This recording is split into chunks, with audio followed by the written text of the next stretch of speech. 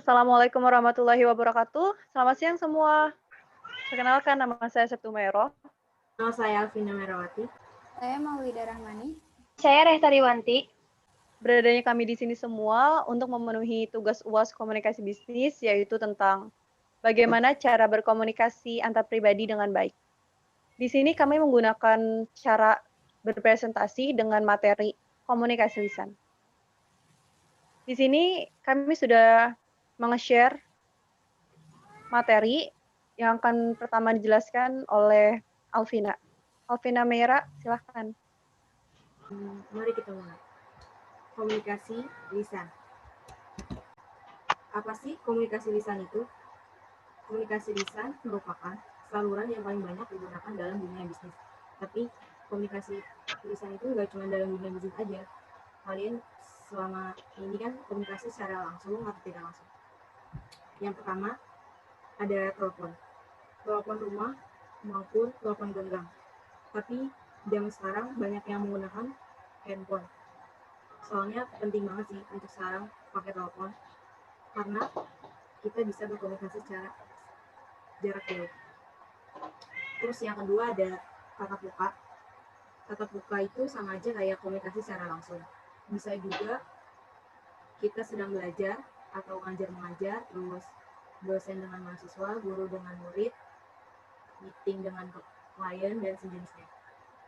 Terus yang ketiga ada radio TV. Banyak sekarang radio-radio yang memberitahukan secara langsung maupun tidak langsung. Terus radio TV juga bisa aja disebut dengan podcast sih kebanyakan, atau radio-radio FM, radio yang sering kalian dengar di mobil-mobil gitu. Nah yang ketiga ada video conference. Itu sama aja kayak teknologi komunikasi interaktif yang memungkinkan dua pihak itu sama aja kalian bisa berada di lokasi yang berbeda. Terus yang kelima teleconference. Teleconference itu pertemuan antar video elektronik, sama aja kayak virtual gitu kalau nggak salah. Yang terakhir ada audio atau video. Itu biasanya digunakan secara video call atau kalian bisa nonton video-video di YouTube. Slide selanjutnya, dampak penggunaan komunikasi lisan. Apa sih keunggulannya? Yang pertama, lebih cepat diterima oleh komunikan. Yang kedua, efektivitasnya itu lebih tinggi karena adanya mimik wajah dan gerak tubuh. Yang ketiga, feedback komunikan dapat langsung dirasakan. Kelemahannya, yang pertama, adanya hambatan teknis. Yang kedua, kurangnya perhatian komunikan dapat menghilangkan poin penting. Yang ketiga, audien menilai penampilan daripada isi. Aspek dalam komunikasi lisan, yaitu berbicara. Apa sih berbicara itu? Pasti kalian selama ini ngomong sama orang-orang sambil berbicara kan? Yaitu menyampaikan informasi yang dilakukan secara lisan melalui ucapan kata-kata. Yang kedua, mendengarkan. Pasti di sini kalian sering banget dengar teman-teman kalian atau orang-orang di sekitar kalian curhat atau ngomong yang cerita-cerita tentang masalahnya atau kehidupannya. Itu sama aja kalian mendengarkan komunikasi secara lisan, yaitu menerima pesan secara aktif melalui suara, menggunakan indera dan juga pikiran. Slide selanjutnya. Oke, di sini saya akan membahas slide yang pertama akan saya bahas, yaitu bagaimana cara menjadi pendengar yang baik. Untuk menjadi pendengar yang baik, variasikan cara Anda mendengarkan agar sesuai dengan situasi yang dihadapi. Pertama, mendengarkan isi adalah memahami dan menguasai pesan pembicaraan. Kedua, mendengarkan dengan kritis adalah memahami dan mengevaluasi arti pesan pembicaraan pada beberapa tingkat. Logika argumen, bukti yang kuat, konklusi yang valid, implementasi pesan, atau motif pembicaraan. Yang ketiga, Mendengarkan dengan empati adalah memahami perasaan, kebutuhan, dan keinginan pembicaraan sehingga Anda dapat menghargai sudut pandangnya, terlepas apakah Anda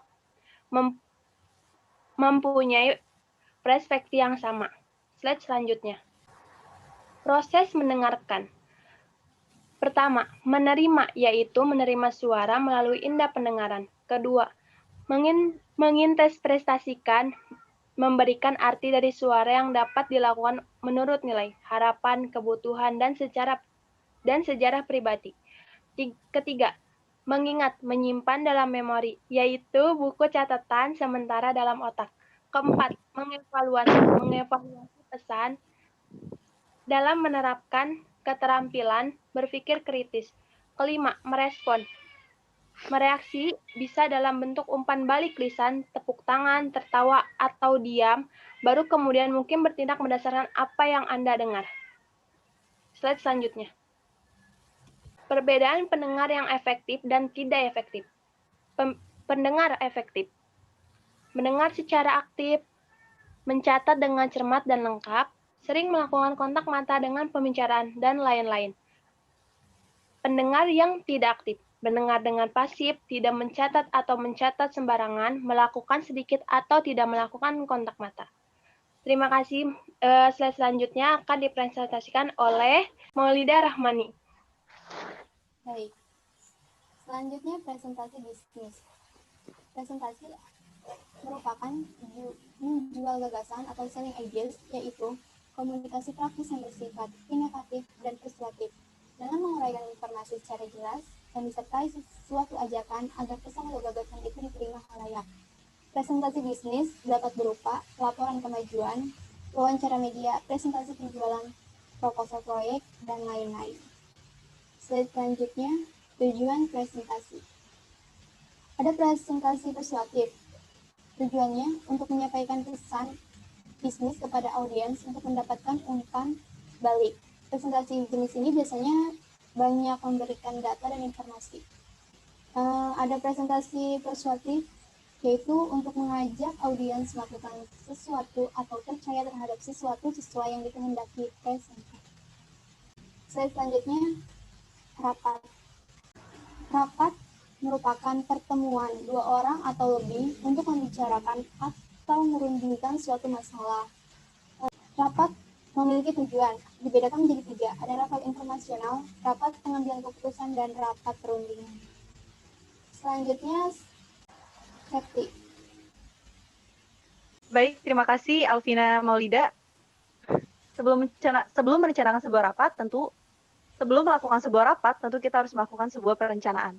Di sini, menurut Boff and Thiel, perencanaan rapat itu meliputi kegiatan, memutuskan tujuan rapat, dan mengkomunikasinya kepada partisipan. Dengan maksud bahwa rapat ini harus jelas tujuannya untuk apa, dan partisipan juga tahu tujuan rapat ini dibentuk untuk apa. Kedua, memilih partisipan untuk ikut. Jadi, saat kita merencanakan sebuah rapat, kita tentu harus tahu siapa aja yang harus ikut. Ketiga, memilih waktu dan fasilitas.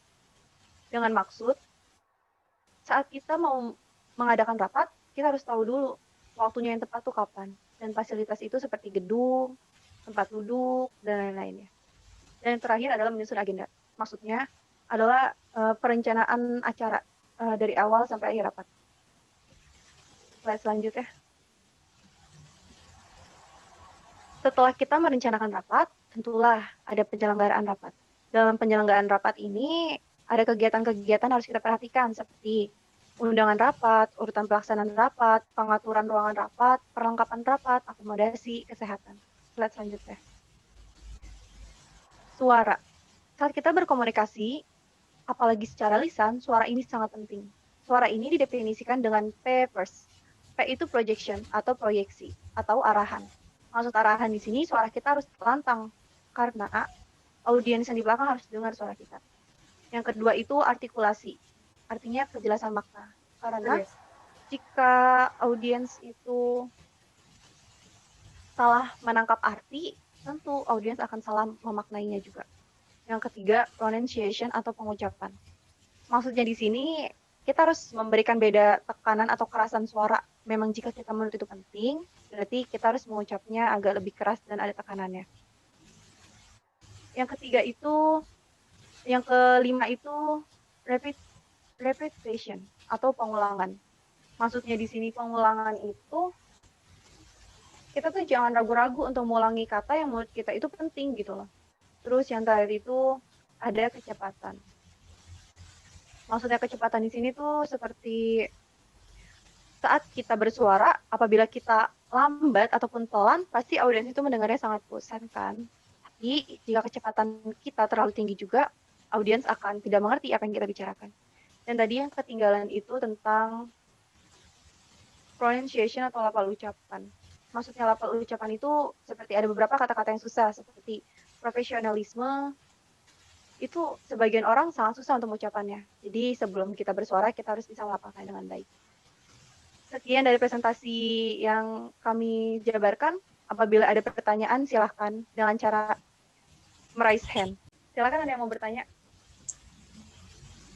Ya, Maulida, silahkan.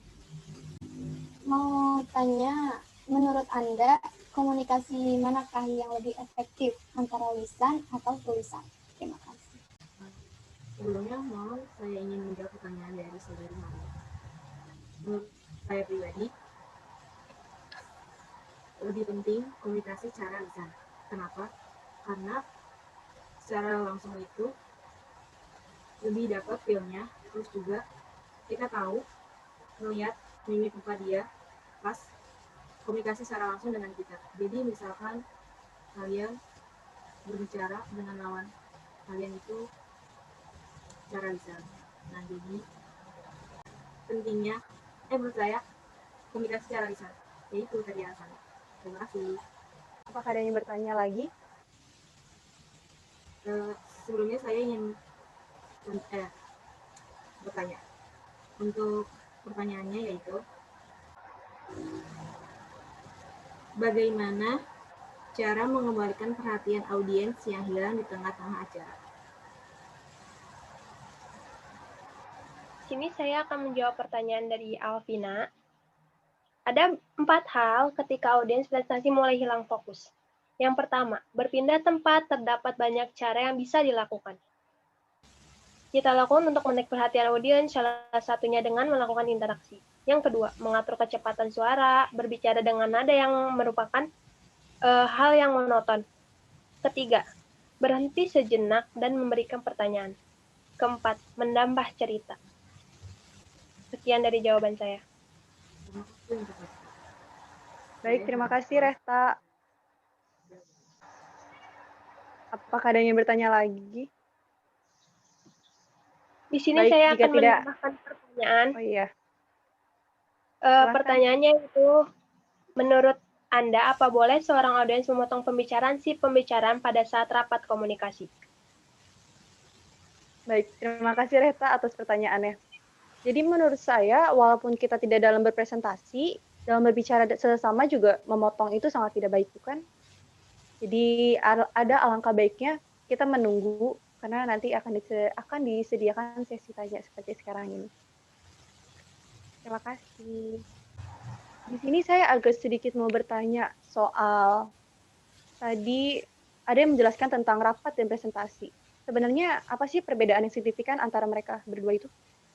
Mungkin saya mau jawab pertanyaan Septi. Jadi, rapat itu bentuk komunikasi yang dihadiri beberapa orang untuk membicarakan atau memecahkan masalah, di mana melalui rapat sebagai permasalahannya dapat dipecahkan dan berbagai kebijaksanaan organisasi dapat dirumuskan. Selanjutnya, presentasi bisnis. Jadi presentasi bisnis itu di mana Anda dapat merubah pikiran Anda menjadi satu set lengkap presentasi audiovisual kepada orang lain. Secara definisi, presentasi bisnis merupakan penyajian data, fakta, dan informasi tentang suatu produk oleh penyaji kepada pihak-pihak yang terlibat dalam forum bisnis tersebut. Gimana? Oh, jadi kalau rapat itu suatu pemecahan masalah, sedangkan rapat bisnis adalah suatu penawaran.